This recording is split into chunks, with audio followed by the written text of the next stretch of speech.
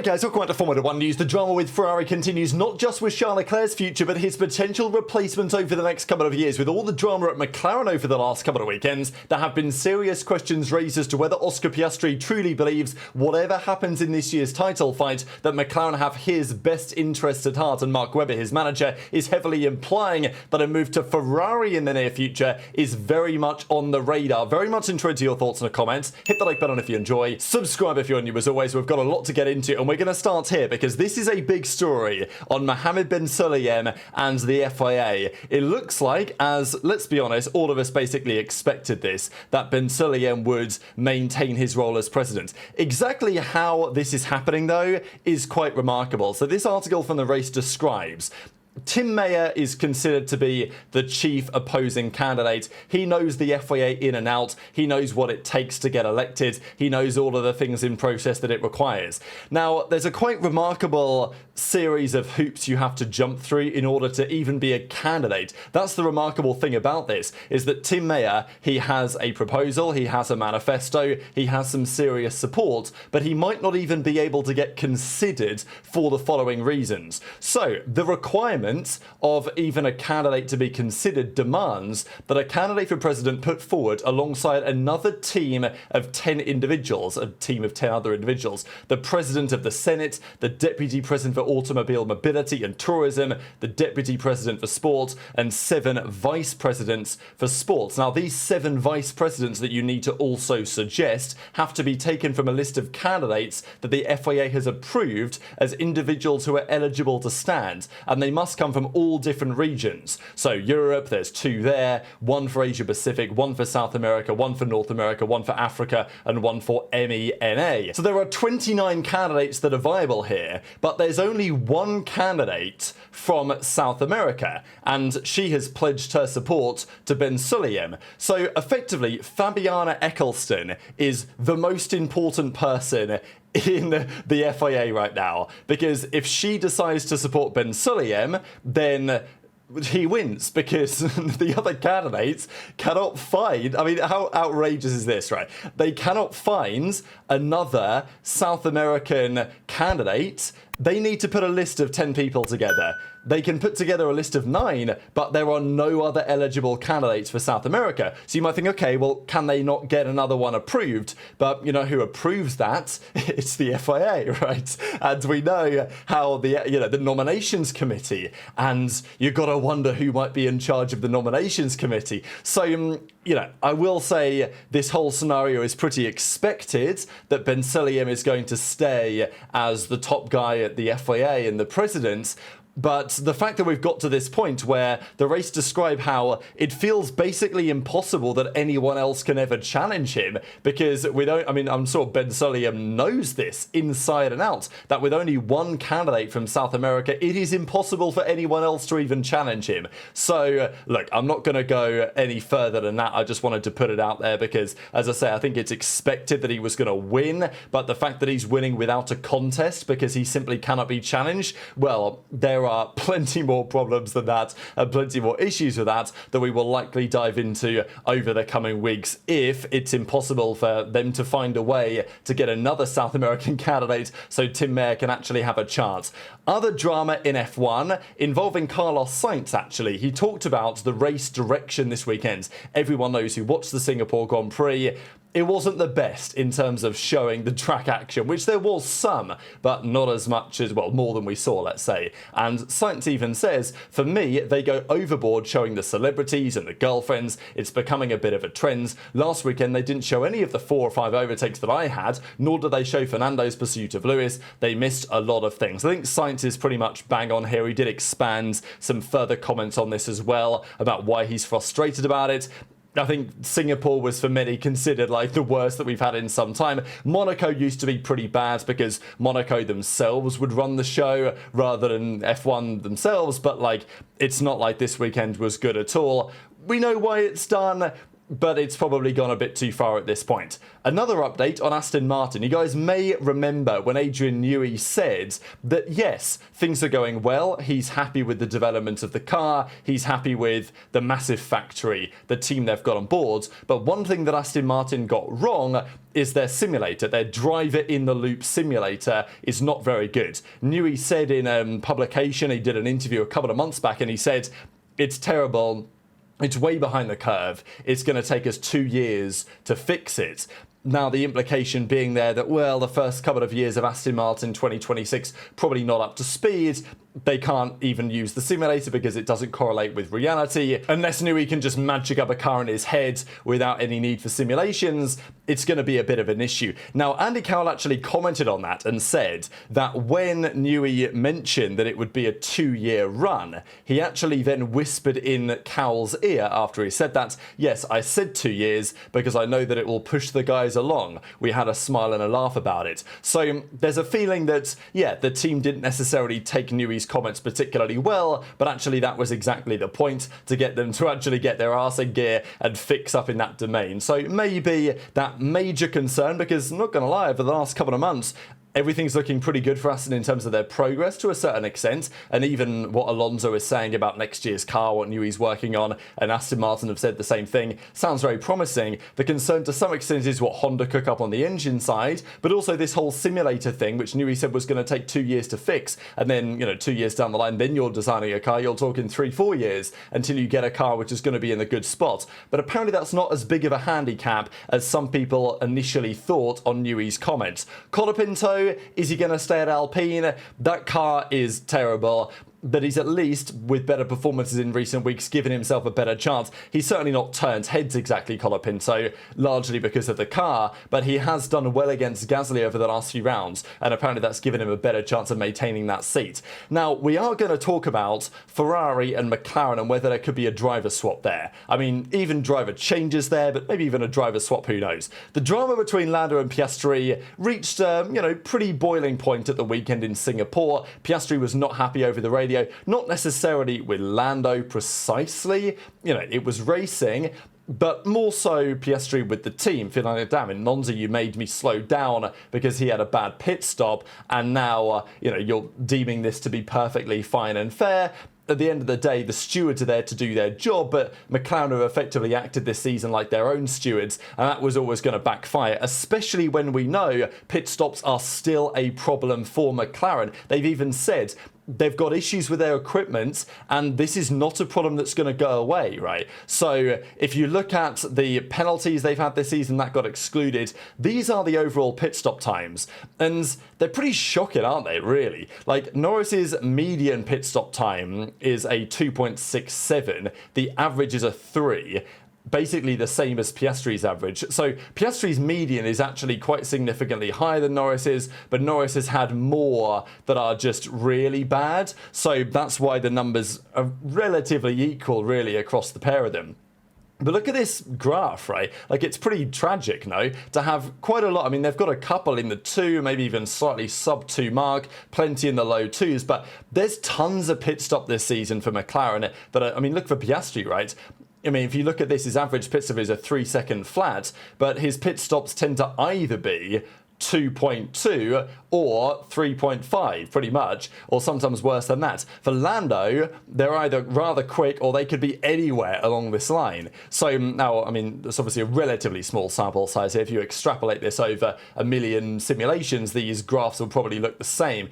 But it's pretty remarkable that it's been a difficult season for McLaren on this front, and like, there's 6 more rounds to come. There will be more slow pit stops for McLaren, and sometimes that's going to favour one of their drivers, sometimes it's going to favour the other, and the drama is not going away. Now, McLaren are doing everything they can to do the PR damage control, because understandably over the last few days, lots of Oscar Piastri fans not very happy with Andrea Stella, not very happy with Zach Brown, not very happy with McLaren full stop, and I wouldn't be too surprised if Mark Webber, maybe even Piastri, but Mark Webber falls into a similar category. So McLaren, they're doing the full social media tirade, hanging in the Louvre, they've won the Constructors' Championship, and then today they dropped this. So they people were saying, oh, well, McLaren, what did you do? Oscar, he's the championship leader. He wasn't even up on the podium with you guys celebrating your Constructors' Championship because he was still in the media pen. So then today, clearly to try and calm down some of this talk, they put out a tweet. I mean, don't really see the point in this, really. I guess because they've won the Constructors, they want to do a nice celebratory post of their drivers. But I don't know if they've just done this to try and calm down some of the drama. But they say OP81, they put this picture out, and, tons of replies, people discussing why they're doing this now. Comments like McLando, which I thought were pretty funny. Keep digging the hole. 81s, like McLaren or Piastri fans, are not your friends right now. And, plenty of other comments to a similar effect. And then having done this, they then tweeted out Lando later in the day. Again, I think it's all kind of tactical. They probably did the Oscar one first because if they did the Lando one first, they know that they would get certain reaction to it. So, as you can see with some of the suggestions in the replies as well. So, very interesting what's happening at McLaren, the way that the drivers feel about it as well. But let's see how this is relevant for Ferrari. So Hamilton was in the gym. We know that when Hamilton, well, he's not actually topless in this. When he is topless, someone gets fired. But when he's not topless, I'm not exactly sure what that means. He did say that he still believes in the team. But the rumour was in Corriere yesterday that Hamilton doesn't really believe in the team. At least he does believe in it, but he's not convinced. I know they spelled his name wrong here, but he's not convinced that right now the way that they're structuring things is actually going to be especially effective. Leclerc just thinks the car is terrible, and that's what's happened over the last few rounds, let's be honest. In the last 8 Grand Prix, they've scored 2 podiums and they've scored 2 DNFs. It's not really a great return for the most successful team in the history of Formula 1, and as a result, there is increasing pressure again on the shoulders of Fred Vasseur. This Thursday, as in tomorrow, Maranello will apparently host the Capital Markets Day. There will be speeches from John Elkann. There will be speeches from Benedetta Vigna. And look, it's not racing focused, but I'm sure there will be some conversations to be had behind the scenes. This, according to former Ferrari engineer Luigi Mazzola, kind of breaks down why the car is so bad. He says they can't lower the car enough to generate aerodynamic load because that would cause excessive plank wear and risk disqualification.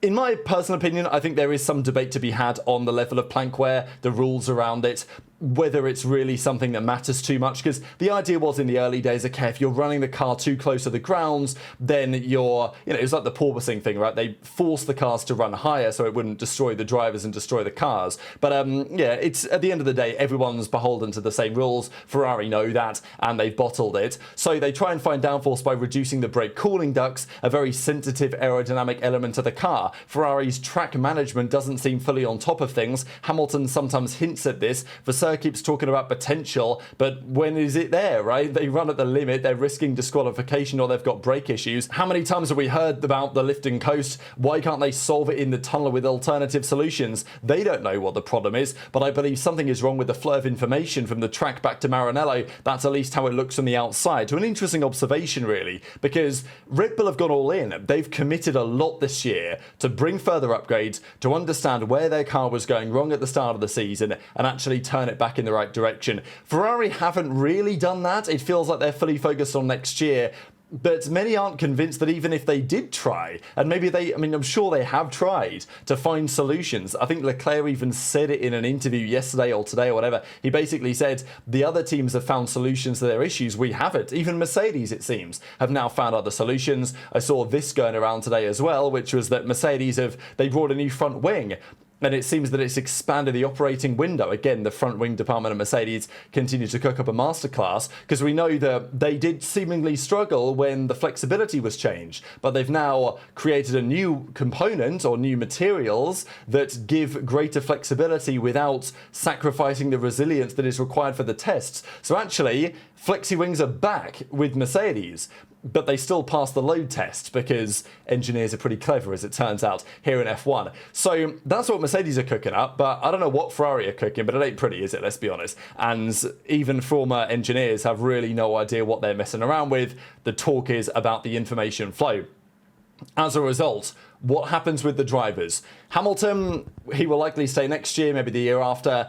Hamilton's not going to go to another team, right? Like, if it doesn't work with Ferrari, he'll likely just call it a day. As soon as Alonso retires, Hamilton will think about it. Hamilton won't want to retire until Alonso calls it a day, that's for sure.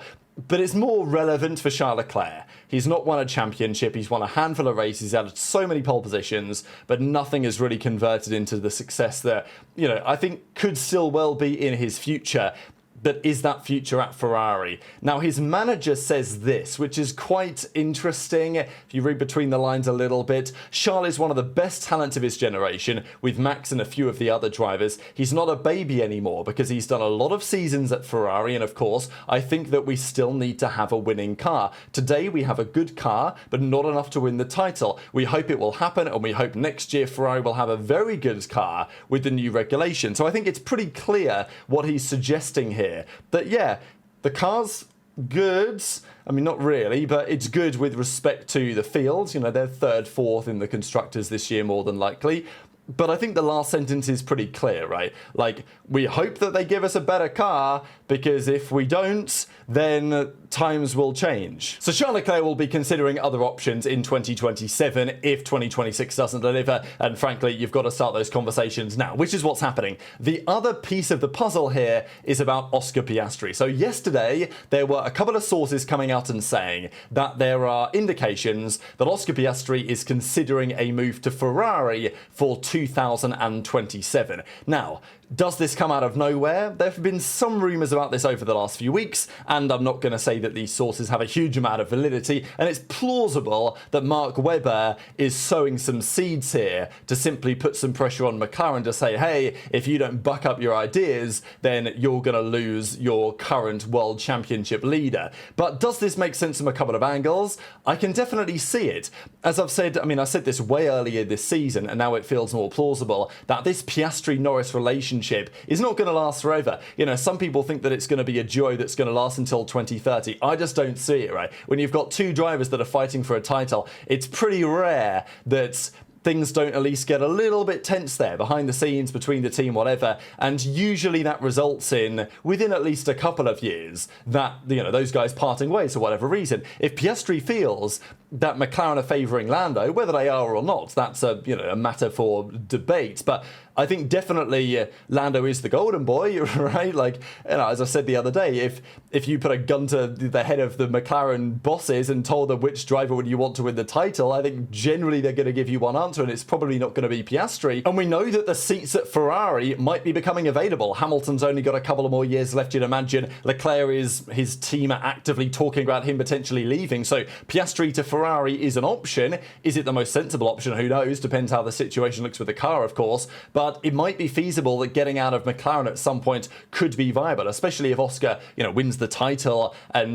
maybe McLaren aren't so competitive, right? Maybe it's a perfect time to leave and maybe try and bring Ferrari back to the top. There's also the thing that's worthy of note that Piastri, I'm not 100% sure of everything, but I think his father is at least part Italian, right? Tiastri's very much so an Italian name. So there is something in that, for sure, despite he's an Australian driver, but there is something in that, right? And I think that the Tifosi would probably appreciate it. So this is what Mark Webber has to say. And again, the fact that Mark Webber says this kind of makes me wonder whether he has a little bit more of a part to play in this rumour, because, yeah, there's Italian outlet RMC Motori and Swiss outlet Blick. They've both suggested that they're looking at Ferrari as a future destination. And Mark Webber said this to RMC Motori: he must complete his development at McLaren, and even if Ferrari remains a potential point of arrival, he must achieve the final result, right, which of course is winning this year's title. In the meantime, it would be better if he improved his Italian,